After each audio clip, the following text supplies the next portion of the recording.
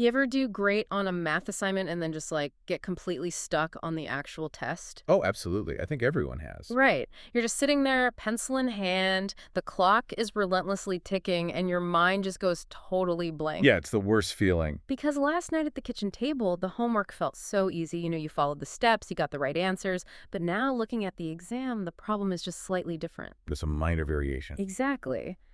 A familiar problem gave you success, but this tiny change, it equals total confusion. It's like you're suddenly reading a foreign language. It is an incredibly common experience, and frankly, it can feel devastating in the moment. Oh, for sure. You sit there feeling like you lack some fundamental intelligence, like it's this huge personal failure, but it's actually not. Wait, really? It's not just me being bad at math?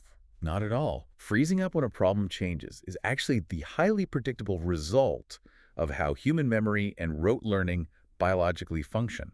Yeah, memorizing a sequence of steps works perfectly, right up until the precise moment the context shifts. Right. And that is exactly what we are tackling today. Our mission for this deep dive is to explore a massive stack of educational research, cognitive science, and math standards to finally break this just tell me the steps mindset. Which is so pervasive. It really is. We want to understand what's actually happening in our brains when we hit that wall, and more importantly, how to restructure our learning so we never freeze again. Because real math isn't about repeating steps that someone else showed you. Well, it's a historical misconception, really. Yeah. Real math is about figuring things out. The goal of this deep dive is to show you how to shift your mindset and build the identity of an adaptive thinker. I love that phrase, adaptive thinker. Yeah, we're talking about becoming someone who doesn't just memorize algorithms, but who actually understands the structural logic underneath them. Okay, let's unpack this. Think about it like driving, right? Memorizing math steps is like blindly following GPS turn-by-turn navigation. Oh, that's a great way to put it. You hear turn left, turn right, you turn right. You arrive at the destination, sure. But if a road is suddenly closed due to construction, or, your phone loses its signal, you have absolutely no idea where you are. You're just completely lost. Completely paralyzed because you don't actually know the neighborhood. To really navigate the world of mathematics, we need to learn how to read the actual map. That is a perfect analogy. And to truly understand how to read that map, we have to look at the underlying psychology of why our brains freeze when the mathematical GPS fails. Okay, where do we start? We have to look at the groundbreaking work of developmental psychologists Tio and Kyoko Inagaki. Right, I saw their names all over the research. Yeah, in their research, they were fascinated by how people acquire skills, and they identified two distinct categories of mastery. They called them routine expertise and adaptive expertise. So routine expertise would be the person blindly following the GPS. Precisely. Routine expertise is when you can execute well-learned specific procedures really accurately and quickly. So you're good, but only in one specific scenario. Exactly. You're great at the exact thing you were trained to do in the exact environment you were trained to do it in. Like Hatano and Inagaki studied abacus masters, for instance, who could perform lightning-fast calculations. Wow. But when the researchers subtly changed the rules of the calculation or asked them to apply the knowledge to a non-standard problem, the routine experts stumbled. They couldn't adapt. Right. They had high efficiency but zero flexibility. Adaptive expertise, on the other hand, is the ability to extend, recombine, and reinvoke those skills when the conditions inevitably change. So adaptive experts don't freeze when the road is closed. They just adjust their route. Exactly. They know the neighborhood. So when I'm just memorizing the formula for a test, I'm really only building routine expertise. I'm setting myself up to fail the moment a trick question appears. Right. And relying entirely on routine expertise leads to what educational researchers call the algorithm trap. The algorithm trap. Sounds ominous. It creates an incredibly fragile, digit-oriented way of thinking that completely strips away the meaning of the math. Let's look at a concrete example. Okay. Imagine a student calculating 99 times 27 using the standard, old-school multiplication stack they memorized. Oh man, I remember doing thousands of those. 99 on top, 27 on the bottom. You multiply the 7 by the 9, carry the 6. Stop right there and look at what you just said. What did I say? Multiply the 7 by the 9. What happens in the algorithm trap is the student starts multiplying the digits in total isolation. Oh, I see. They're treating those numbers as completely independent single digits. They aren't thinking about the actual magnitude of the numbers at all. Right, they're not seeing 99 and 27. Exactly. An adaptive thinker would look at 99 times 27 and immediately recognize the structure. Like 99 is just one less than 100. Right. So this is essentially 100 times 27, which is 2,700, minus one group of 27. So the answer has to be 2,673. Wow, that is so much faster. They completely lose the forest for the trees with the old way. By breaking it into isolated steps, they are just pushing abstract symbols around on the paper without any tether to reality. Yes. And because they are just blindly following a memorized sequence of symbol pushing, if they forget to, carry the 1, or if they forget to add that little placeholder 0 on the second line. Oh, the dreaded placeholder 0. I messed that up so many times. Right. If they miss that, they will arrive at an answer that makes absolutely no logical sense, like 250, and they won't even realize it's mathematically absurd. Because they aren't looking at the big picture. Exactly. They were never thinking about the actual value of the numbers, just the mechanics of the steps. That is the very definition of fragile knowledge. But wait, let me push back on this a little bit. Algorithms exist for a reason, right? They are the product of centuries of mathematical optimization. They are incredibly efficient. So if I have a tool that works and gets me the answer quickly without requiring me to reinvent multiplication every time, why shouldn't I just use it to save my mental energy? Well, efficiency is great, but only if it's built on a foundation of conceptual understanding. Okay, fair. If we connect this to the bigger picture, procedures without conceptual understanding leave you without a safety net when human memory inevitably fails. Mm. But it's actually much dumber than simply forgetting a step. How so? It comes down to the strict biological limits of human cognition. This involves cognitive load theory, specifically the work of Harvard psychologist George Miller in the 1950s. Ah, right, the famous magical number 7 paper. Exactly. Miller identified a fundamental bottleneck in our working memory. Okay. We can only actively hold about 7 plus or minus 2 discrete units of information in our conscious minds at any one time. That's really not very much. No, it's not. Your working memory is the mental scratch pad where you process new information, and it is startlingly small. Okay, so if the biological cap is basically 7 things, how does that explain the freeze up on a math test? Well, think about a high school algebra student looking at the vertex form of a quadratic equation for the very first time. F of x equals a times x minus h squared plus k. Oh boy. If you are relying purely on rote memorization, that equation looks like 15 completely separate arbitrary symbols. Plus is f, parenthesis, x, parenthesis equals a. Yet you're easily at 15 distinct symbols. That's double Miller's biological limit. Instantly, the working memory is overwhelmed. The cognitive load is mathematically too high for the brain to process. So it just crashes. Literally. The neural circuits cannot juggle all of those independent variables at once, and the executive functioning shuts down. The freeze isn't a lack of willpower, it is a biological system crash caused by cognitive overload. Okay, but if our working memory is hardwired to fail at 7 items and rote memorization immediately overloads it, how on earth does anyone ever do complex calculus? That's the real question. Like, how do mathematicians look at equations with 50 symbols and not just spontaneously combust? Because they don't memorize more individual symbols. They organize the information entirely differently. They utilize a powerful psychological mechanism called chunking. Chunking. It's like learning a language. Right? Exactly like that. Like when you're a kid first learning to read, you sound out every single letter. C, A, T. Processing those 3 separate phonetic sounds takes up all your brain power. Yeah, you're exhausting your working memory just figuring out the letters. But an expert reader doesn't look at letters anymore. They just see the word CT as a single unified concept. They've chunked it, which frees up all their cognitive capacity to actually focus on the plot of the story. That is a brilliant analogy, and neurologically, it is exactly what happens in mathematics. Chunking is essentially data compression for the brain. Data compression, I like that. It's the process of binding small, individual pieces of information into a highly meaningful, higher-order unit.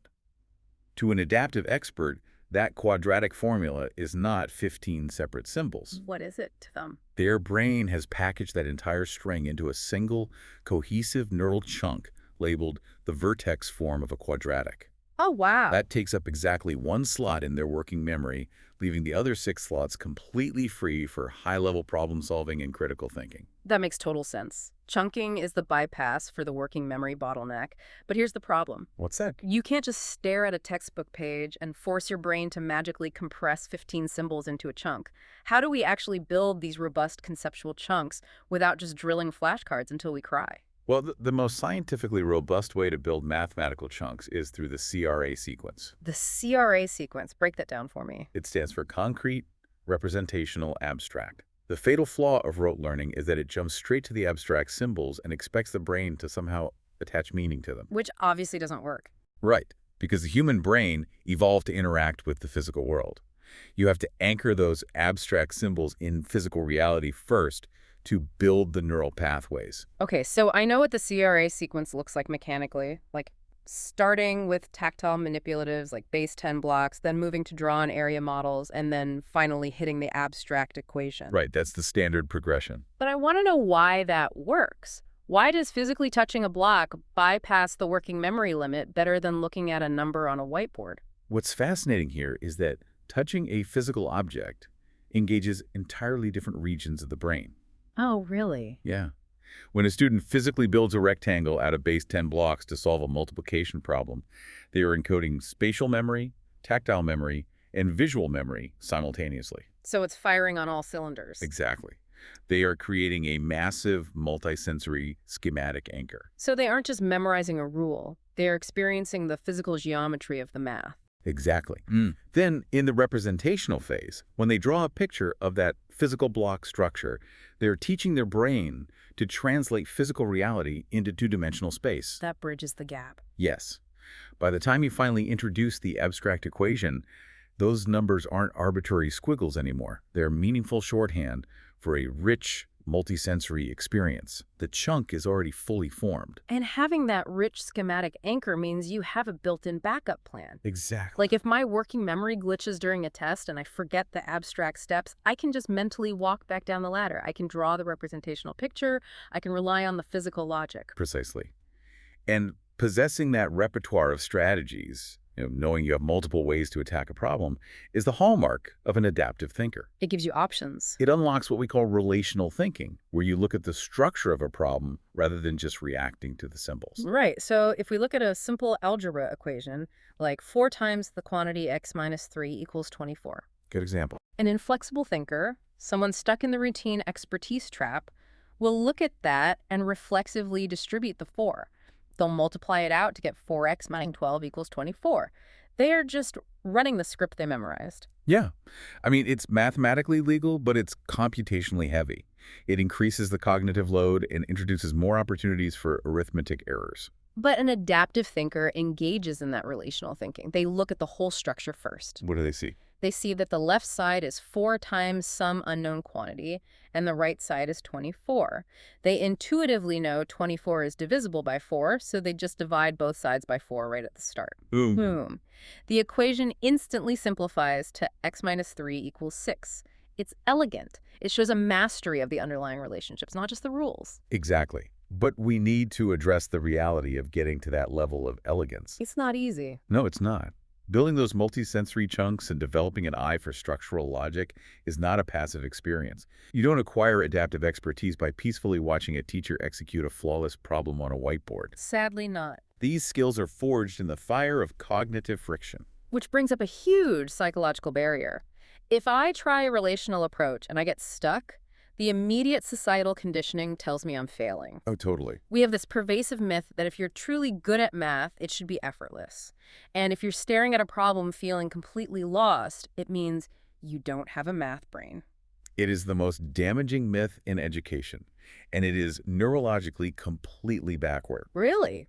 Brain science definitively shows us that grappling with unclear concepts, making structural mistakes, and feeling that intense cognitive friction is the exact mechanism that causes the brain to physically grow. Oh, wow. This is the concept of productive struggle, and it hinges on the production of a substance called myelin. Okay, let's unpack this. Myelin, we're talking about white matter in the brain, right? Yes. Myelin is a fatty substance produced by specialized cells called oligodendrocytes.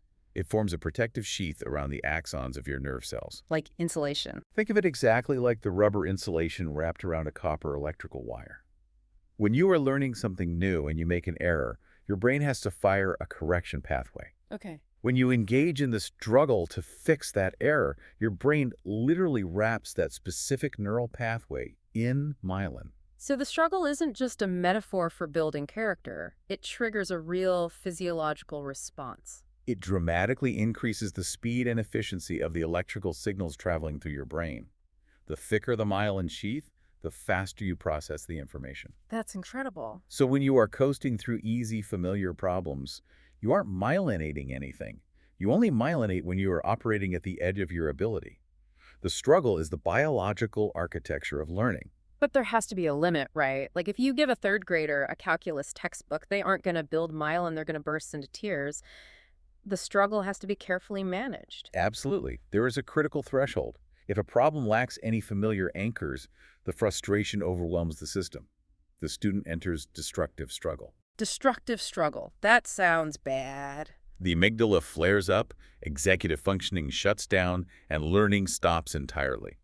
The goal for adaptive thinkers is to recognize when they are hitting that wall and use routines to keep themselves in the zone of proximal discomfort. The zone of proximal discomfort. Yeah, the sweet spot where it's hard enough to myelinate, but structured enough that they don't panic. The source materials talk a lot about the 3 reads protocol as a tool for managing that discomfort, specifically with terrifying word problems. Yes, that's a great protocol. But what I find fascinating isn't just the steps themselves, it's how they neurologically disarm the panic. Like in the first read, you are instructed to read the problem but completely ignore all the numbers. You just ask, what is the context of this story? Yes, and think about why that works based on what we've discussed. Well, it's directly addressing cognitive load theory. Exactly. By purposefully ignoring the numbers and the mathematical variables, you are preventing the working memory bottleneck from clogging up. You're giving your brain permission to just visualize the scenario. Maybe it's a story about mixing paint, or 2 trains leaving a station. Right. You establish the physical reality first, exactly like the concrete phase of the CRA sequence. That is a phenomenal connection, yes. Hmm. You lower the barrier to entry. Then, during the second read, you scan specifically for the mathematical structure. What are the quantities and units? Exactly. You identify those without worrying about how they interact. And only on the third read do you engage in strategic planning and ask, what mathematical questions can we ask about this? Oh. By breaking the initiation process into 3 distinct, single-task phases, you carefully manage your working memory capacity and stay firmly in the zone of productive struggle. Here's where it gets really interesting. Let's say you've done your 3 reads, you've tried relational thinking, and you are still fundamentally stuck. It happens. The research points to a phenomenon called the protege effect. It suggests that the absolute best way to get unstuck is to try teaching the concept to someone else. It's incredibly effective. I've always thought of teaching as just repeating what you already know, but the research implies it actually repairs your logic. How does opening your mouth physically change the architecture of the thought? This is one of the most powerful tools an adaptive thinker possesses. When you just think about a complex problem silently in your head, your brain uses parallel processing. Okay. It can hold multiple, sometimes contradictory ideas simultaneously, and it will often subconsciously gloss over the gaps in your own logic. You trick yourself into believing you have a cohesive understanding. Because there's no friction to expose the gap. Exactly. But speech requires serial processing. You have to force those parallel thoughts into a linear chronological narrative with a beginning, middle, and end. You have to make it make sense in order. When you attempt to explain a mathematical concept out loud to a peer, you are forced to construct that narrative step by step. If there is a missing link in your conceptual chain, your brain can no longer hide it. Oh. You will literally hear the flaw in your own explanation. The act of teaching forces the brain to perform mental model repair. So if you're hitting a wall, don't just stare at the page hoping the numbers will magically reorganize. Find a friend, a study partner, or even just talk out loud to your dog and try to teach them the problem. Seriously, the dog works just fine. The simple act of externalizing the thought process creates the friction needed to spot the error. Externalizing is critical. But let's connect all of this to a much larger global reality. Let's do it. We've talked deeply about the internal mechanics of the brain, working memory limits, myelination, and the CRA sequence. But why is this shift from following rote steps to becoming a resilient, adaptive thinker so incredibly urgent in the real world right now?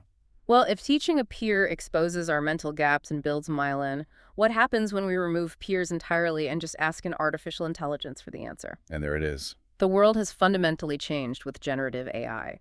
Computational speed, the ability to execute a standard algorithm flawlessly, is totally obsolete. And this creates a massive societal danger that researchers call the illusion of competence. The illusion of competence. AI can instantly generate perfectly formatted step-by-step explanations for complex differential equations. A student can read that beautifully rendered output and think, oh yeah, that makes total sense. I understand this. But they didn't do the work. They bypass the productive struggle entirely. So they didn't build any of that myelin we were talking about. Precisely. They experience knowledge encapsulation. Because they outsourced the cognitive friction to the machine, they didn't produce any myelin. They didn't build the neural chunks. They just consumed. They merely consumed a finished product. And if you take the AI away, they have zero conceptual foundation. So what does this all mean? If the machine can do all the heavy calculating and we can just read the answers, aren't we just training to be middle management for algorithms? Does learning how to actually do the math even matter anymore? It matters exponentially more than it ever did. But the nature of the task has shifted. This raises an important question about the modern role of human intelligence. Okay, I'm listening. Yes, the machines will do the calculating. But AI models are incredibly notorious for hallucinating. They are essentially just predicting the next most likely token in a sequence. They don't actually know the math. Right. And because of that, they will confidently provide a step-by-step mathematical proof that contains a fatal structural flaw. Like what? For example, an AI might be calculating a complex geometric problem and confidently apply a three-dimensional volume formula to a two-dimensional boundary constraint simply because the text tokens clustered that way in its training data. The math might look perfect on the surface. But the logic is physically impossible. And real life doesn't come with an answer key in the back of the book to check the AI's work against. Exactly. Therefore, the ultimate human advantage in this era is what we call critical supervision. Critical supervision. To look at an AI's output and verify whether it is actually correct, to spot that subtle logical error in its reasoning, requires an even more sophisticated grasp of mathematical structure than just doing the calculation yourself. So routine expertise won't cut it. If you are just a routine expert who only knows how to blindly follow steps, you will never catch the machine's mistakes. Only an adaptive thinker, someone armed with relational thinking and deep conceptual chunks, can audit the AI. You can't be the editor if you don't profoundly understand the language. You have to be smarter than the calculator, not at computing, but at reasoning. Precisely. The calculation is cheap. The reasoning is invaluable. Oh, wow. Okay, let's bring this all together. We started this deep dive talking about that terrifying, paralyzing moment of freezing on a math test. But look at where we've ended up. It's a big shift. You, the listener, need to hear this. You are not a calculator. Your value in this world is not, and never will be, your ability to quickly and obediently repeat a list of steps you memorize. No, it's not. The machines have unequivocally won that race. Your true value, your actual superpower, is your ability to make decisions, to adjust when you inevitably get stuck, and to see the hidden structures underneath complex problems. Exactly. It's about taking the time to read the actual map, not just blindly following the GPS until it drives you into a lake. If you can only do what you've seen before, you're stuck. But if you embrace the struggle and build the capacity to figure things out, you're powerful. I want to leave you with one final thought to mull over, straight from the implications of this research. What is it? The next time you are working through a complex problem and you inevitably make a structural mistake, don't immediately erase it in shame. Consider that your mistake is a uniquely human cognitive signature. I love that. When an AI hallucinates, it spits out a completely random, nonsensical answer based on statistical weights. But your wrong answer. It contains a brilliant, logical trail of breadcrumbs showing exactly how your mind works, what foundational assumptions you made, and how you bravely tried to adapt.